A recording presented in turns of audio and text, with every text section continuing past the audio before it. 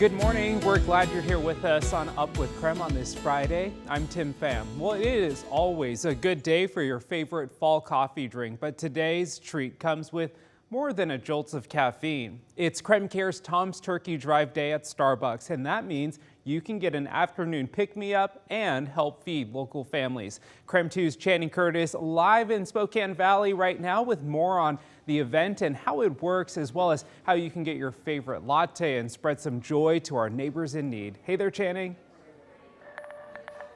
Hey, good morning, Tim. That is exactly right. I am here at Starbucks right off of Sullivan in Spokane Valley. And joining me right now is actually one of the district managers for Starbucks. This is Amanda Jones. And Amanda, you really kind of helped spearhead this whole Starbucks Day for Tom's Turkey Drive. Yeah, I think it was about 8 years ago. I was volunteering down at the arena, and I was with my boss, and we had to start turning people away because we had run out of food.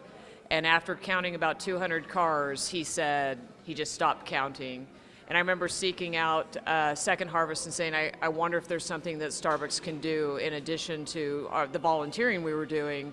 And out of that, this idea came that we could do this event that we've done every year since, where we donate the proceeds of all handcrafted beverages from 3 to 5 o'clock on an afternoon that we pick. So today's the day. Super exciting.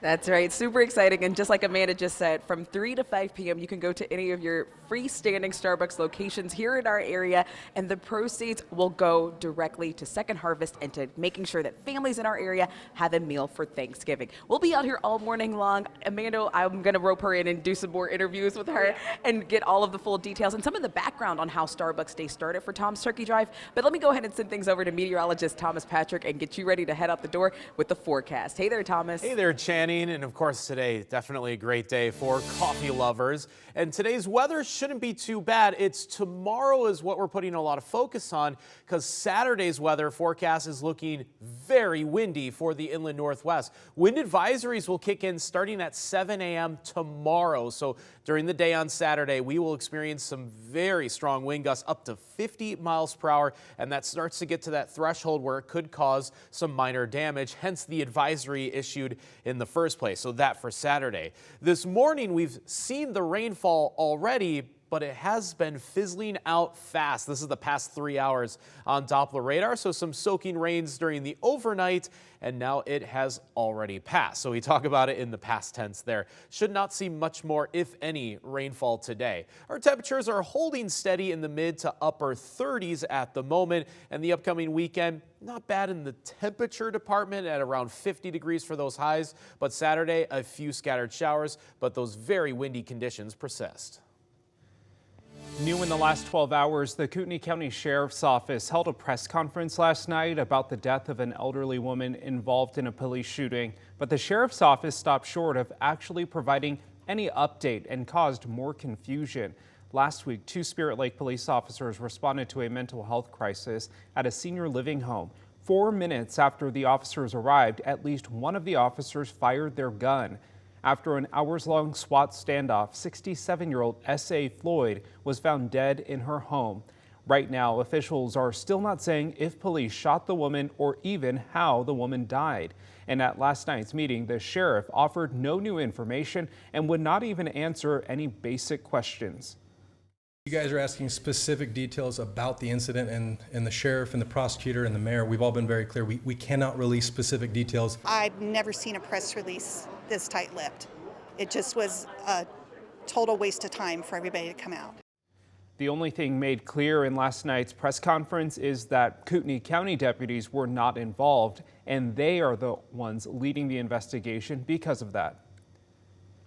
This morning, tens of thousands of people on the Palouse are still without natural gas, the biggest loss of service in Avista history. So this is a look at the latest outage map. Avista says the ruptured pipeline causing the outage has been repaired and that they will begin restoring service to customers today. But they say it could take days before service is fully restored for customers. So the gas leak is forcing schools in the area to close for the day because of the lack of heating. Several other schools in the area canceled classes yesterday. Here's the most updated list. Classes are canceled for the Genesee, Troy, and White Pine school districts. This morning, we have new election results for the city of Spokane and Spokane County. In the race for Spokane mayor, the results right now show Lisa Brown is still ahead, but just slightly, with 51.3% of the vote compared to Nadine Woodward's 48.2%. In the race for city council president, Betsy Wilkerson also retains her lead with about 53% of the vote. Kim Please has about 47%. In the race for Proposition 1, that's the anti-camping initiative, the proposition is passing by a whopping 75%. And for Measure 1, this is the 0.2% tax for funding a new jail. It's losing 63% to 37%.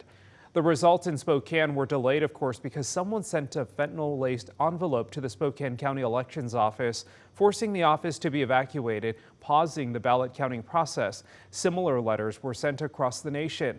A source close with the investigation tells CBS News more than a dozen letters were sent from the Pacific Northwest to offices in Oregon, California, and Nevada. The largest county election office in Georgia also received a fentanyl-laced letter. Spokane police are now working alongside state and federal investigators, including the FBI and U.S. Postal Service.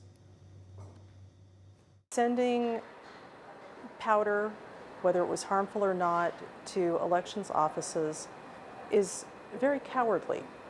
It is disheartening, it's disrespectful to people who are truly working to keep democracy safe and functioning. As more results come in, the elections office says nothing is official until the Secretary of State certifies the results. That is set to take place on November 28th. 6:07, another check of our forecast, where this morning we've had the rainfall, but it doesn't look like any more is on the way today. That's right, our rain chances already realized and for the most part already finished for today. We're standing at 37 degrees in Spokane. The wind's a little bit blustery out of the southwest at 14 miles per hour. It's going to be a much windier day tomorrow, however. Temperatures today still stuck in the mid-40s in Spokane and even cooler to the north, where the clouds will persist for most of the day. There could be a few locations like Newport and Sandpoint that only end up in the upper 30s for high temperatures. Now, this upcoming weekend, we see a very windy storm system, but in the low-level jet stream, putting the storm into the Pacific Northwest first thing tomorrow. It's not a lot of rain, but it is a lot of wind. Easily one of our first windiest days that we'll see for the fall season.